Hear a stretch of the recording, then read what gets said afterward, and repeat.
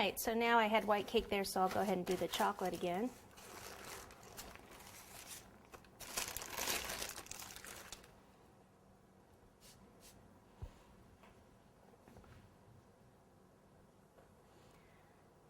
I put one more layer, but now it's getting, yeah, I'll do one more. I was debating whether it was going to be too high, but I'll just end up cutting some of the cake off if it is.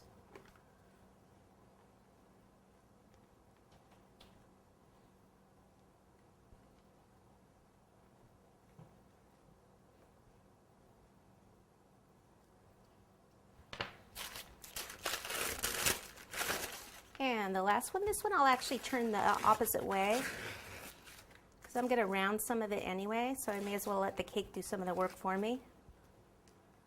So I'll just pop it on like this.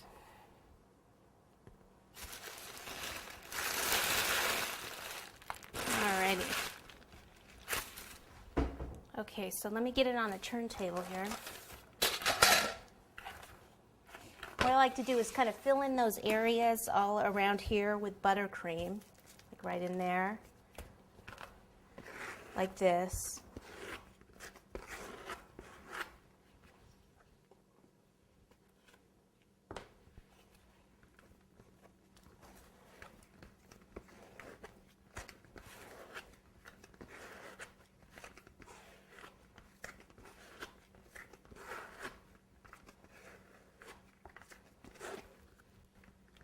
Now, if you fill the cake, with filling and stuff, it's actually best if you can go ahead and refrigerate it again for a little while before you start to carve it. Just gives everything time to settle.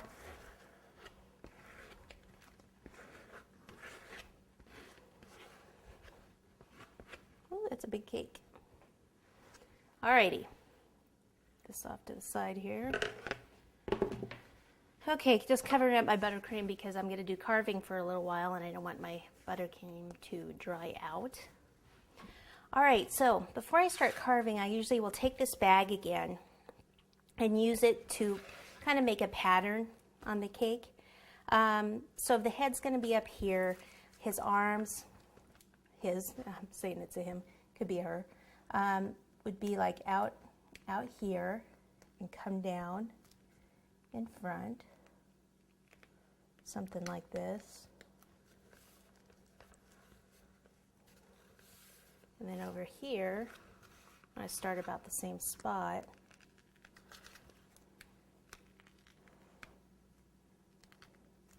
It's just kind of a rough deal here.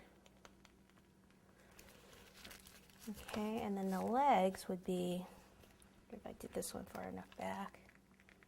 Always make it bigger than you think because you can cut more off, but you can't really put it back. Can't really put the cake back.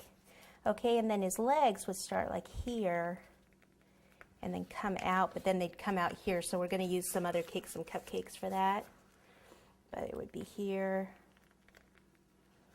and come out here.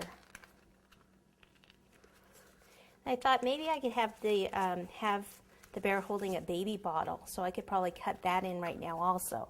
So if it was coming across this way, if I mark down here like this, and then come up,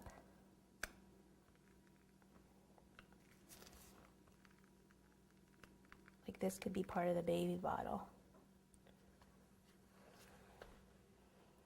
Okay, see?